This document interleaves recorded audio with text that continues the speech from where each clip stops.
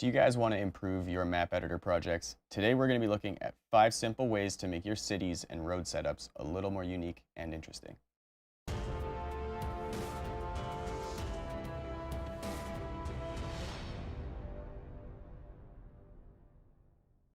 Alright, G2M here, and today we're going to take a peek at some simple ways to get those cities looking a little bit more unique and a bit more realistic without losing that vanilla vibe. Before we get into that though, I really want to give a quick shout out to all the recent Map Jam creators, especially the winners. We wanted to take part, we just didn't have time with all the current projects that we've got going, but there were some really epic and unique entries. Like, I can't wait to jump into some servers and give them all a try. Hit me up in the comments below with some of your favorite servers hosting the new maps, and you might see me bouncing around in your server. All right, now that we've taken a quick look at some of that glorious map editing, let's get on with the point of the video, how I make my roads and cities look better in 5 simple steps. So the first step, as boring as it might be, is understanding how the roads actually work. This is pretty crucial. So we're going to take a quick look at how things operate. I'm sure most of you know that you can just click on whatever road you want and start clicking down on the map, and you're going to get road nodes appearing, as well as these little blue and yellow tails attached to every one except for the end pieces. And we can take these, press E anywhere, and start to manipulate them. And you'll notice that both of these sides are manipulating exactly the same. That's because we have mirror selected down here in the bottom left corner. So let's take a look at some of the options here. Mirror, aligned, and free mode. So mirror is going to allow you to manipulate both sides at the exact same time. Aligned is very, very similar, except it will allow you to change the length of one end. But as you move it around, it's going to keep both sides perfectly aligned with one another. And free mode allows you to dictate just one independently entire from the other, but it doesn't bake very nicely. So although you can use this in extremely jagged areas or when you need to build across shaped objects, for the most part, I think you're going to find that mirrored and aligned work better for almost everything. So next we've got offset, loop, and ignore terrain. Loop's pretty simple. Click on any first piece or last piece in a road segment, hit loop, and it should connect them. Hit bake, and you've got a complete segment of road, whether you want to do circles or interchanges. Works on pretty much any closed road circuit.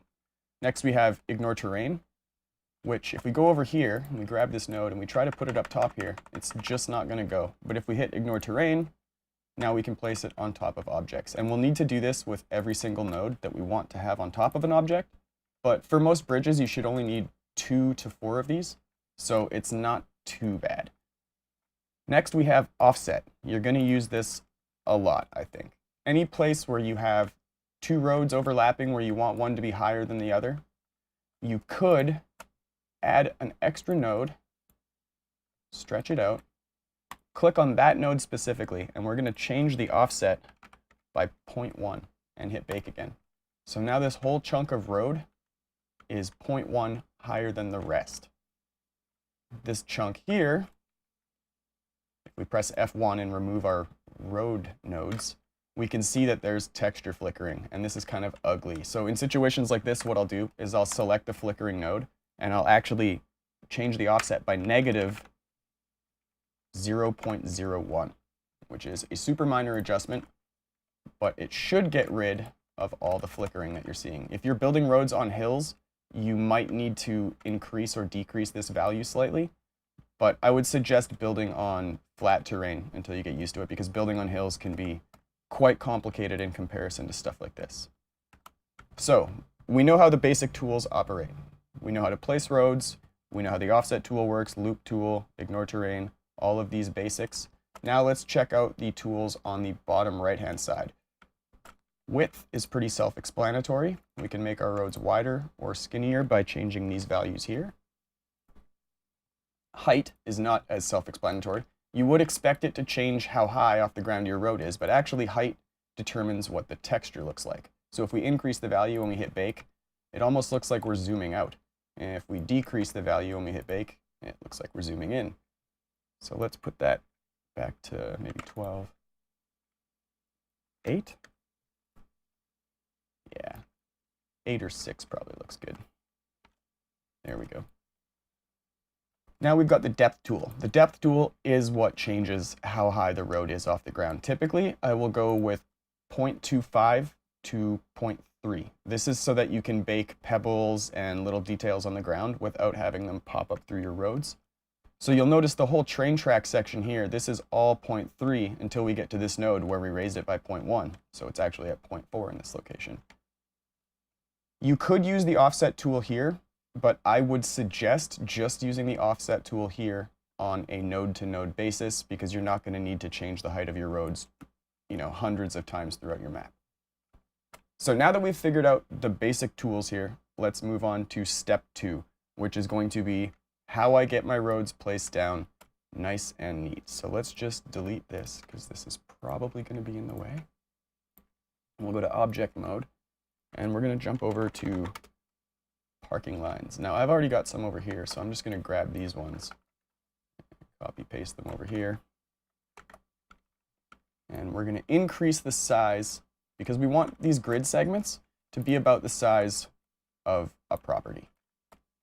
That way we can just kind of guesstimate size scaling of everything in the city. So let's click on this one and we'll scale it out, copy paste it over so we've got 2 of them. And we'll do the same thing with this one. We'll scale it out a bit, and then we'll copy paste it and try to overlap them as well as we can. And then we're going to select each of these and we're going to lower them down into the ground. This is going to do 2 things. It's going to let us know if the terrain we're working on is actually flat, because as soon as we lower this down, we'll be able to see areas where the paint disappears. And secondly, we need to make sure that these floating volumes are actually in the ground, or at least very, very close. Or when we place the road nodes down, they're going to be above them, and that will be nasty looking. So now we'll switch to roads, and I'll grab this highway that's running through my city, and I'll just click it here, make sure the tails are nicely aligned with this grid. And we'll do the same thing over here. We'll grab the highway, we'll make sure that it's on here and that the tail's nicely aligned. That's not quite nicely aligned. A little bit better. Are we floating on a node? I feel like we are. Doesn't look like it though. All right, and we will correct this line. There we go. So our highway's looking pretty straight. Not perfect, but pretty straight. There we go. Now we're going to switch over to our main roads, our city streets, and we're going to start placing these down. I'm going to actually delete a couple of these though, because I feel like they're probably going to be in the way as well. So we'll just erase these, delete, delete, delete.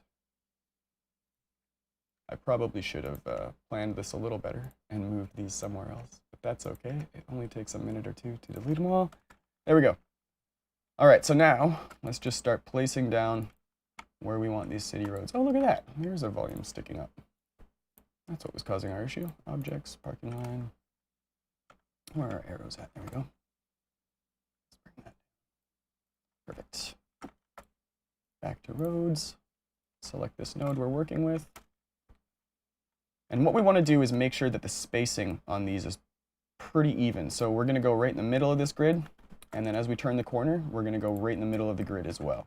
And we will continue that kind of pattern around every corner until our road segment is closed. And then we're going to try to make sure that the distance on these tails is pretty even. So we've got a couple meters here, a couple meters here, and that'll give us a nice round corner. And we'll do the same thing here. Couple meters there, couple meters there, and we get nice smooth roads that our businesses can just snap to. And that's going to save us a ton of time later. When you have to manually adjust every single object in a structure, it can build hours very, very quickly. So now we're going to stick one here and across. Perfect. And maybe we'll add one more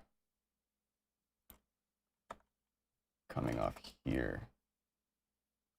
So not every road needs to be built in the exact same pattern, but you do want both sides of these roads to be built on pretty much the same pattern. So this comes straight out, and there's about a 2-meter gap, maybe a little further in an angle. Pretty close, not exact. There we go.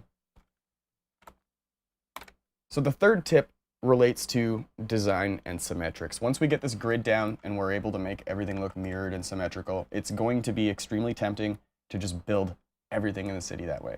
And the problem is, cities don't typically get constructed this way. You will have large areas that are all mirrored or symmetrical or beautiful looking, and that's because a massive construction company came in worth millions of dollars and they built 3, 4, 5 city blocks all planned together.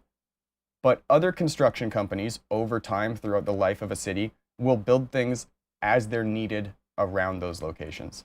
So maybe over here, there's a gas station.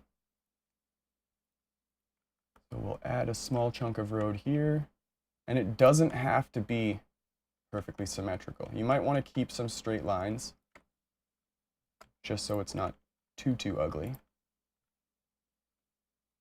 But we don't have to mirror this road over here. We can do something completely different. On this side, maybe we'll add an extra street that just has trees and parks and foliage. And that's another good tip when you're building your cities out. Make sure you have extra streets just for greenery. A city that has parks and a city that doesn't have parks can cover a vastly different amount of area using the same number of assets.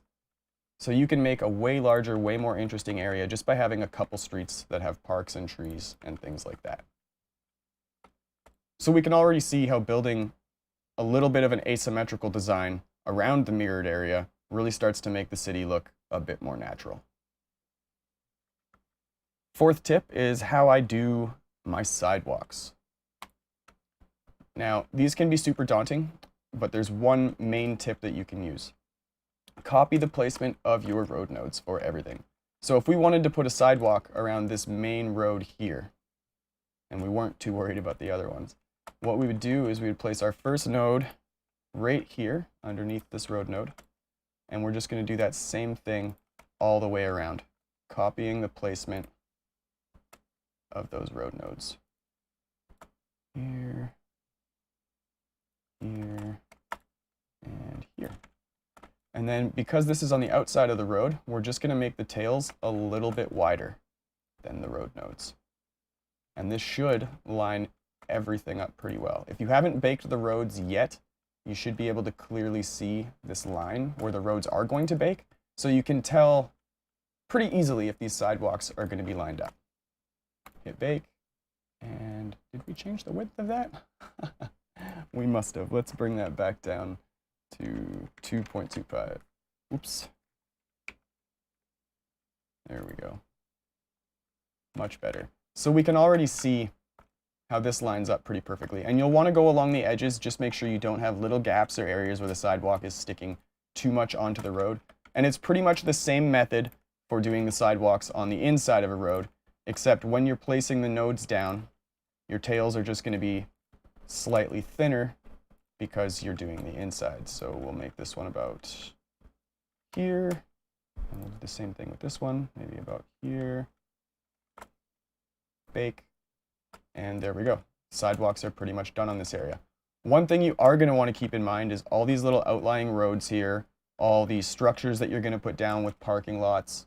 We planned out with the grid the size of everything, so you should easily be able to go in, place down all the buildings that you want, and then make sure that you're leaving gaps wherever you want to have parking lots, driveways, roads coming off, because you can spend a few hours doing these sidewalks and then realize afterwards you need to delete them all and redo all the work in a more complex fashion than you originally did it. It's just a nightmare. So make sure you plan that stuff out. And the very last tip that I have, number 5, probably less important to guys who create their own road assets, but for anyone who doesn't, this can be great. Using roads in ways they weren't intended. So like this road here, the solid gray, I will typically reserve this road for airports so that I can make massive airstrips. At 12 to 16 meters wide, this thing's absolutely gargantuan. And I want to have some driveways in my town, but the only thing that I've got sized for that really is the trail or the actual roads, and those just look kind of goofy. So let's take this exact same road that we're using here, and instead of placing it down lengthwise, let's place it widthwise, like this. Now we've got this nice skinny road that we could attach to literally any house as a driveway. We didn't have to go make a new road for that. We didn't have to go messing with a bunch of settings. This could be a great way to make, 10 to 15 streets be used for 20 to 30 different things. So keep that in mind. And let me know what other interesting little quirky things you've tried like this. Any way that you can use the assets that weren't intended to accomplish something artistic or unique is the coolest thing ever. I enjoy going through workshop maps for that reason specifically, just seeing what unique and interesting ways you've come up with building your stuff. The first time I saw a compound build, I almost lost my mind, and I started building everything that way, which probably isn't the way to go. Don't do that. But it's a good way to design stuff, and it's a good way to get inspiration. So I think that's pretty much everything. Those are the main tricks that I use to make my city layouts a little bit more interesting. You can tweak with this. You're going to have to try a bunch of different cities. Half the stuff I make, I just delete and I rebuild it. Things are always better the second time. Don't be hard on yourself if it doesn't come out perfect the first time. And yeah, I think that's everything. So if you guys enjoyed this video, make sure that you give it a like, share it around, consider subscribing if you haven't already. And again, if you guys have any tips and tricks of your own, questions, ideas for future videos, leave that stuff down in the comments down below. We really appreciate it. We really love reading that stuff and interacting with you guys. Thanks for watching, and we'll be back in a few days with another random unturned video. G2M out.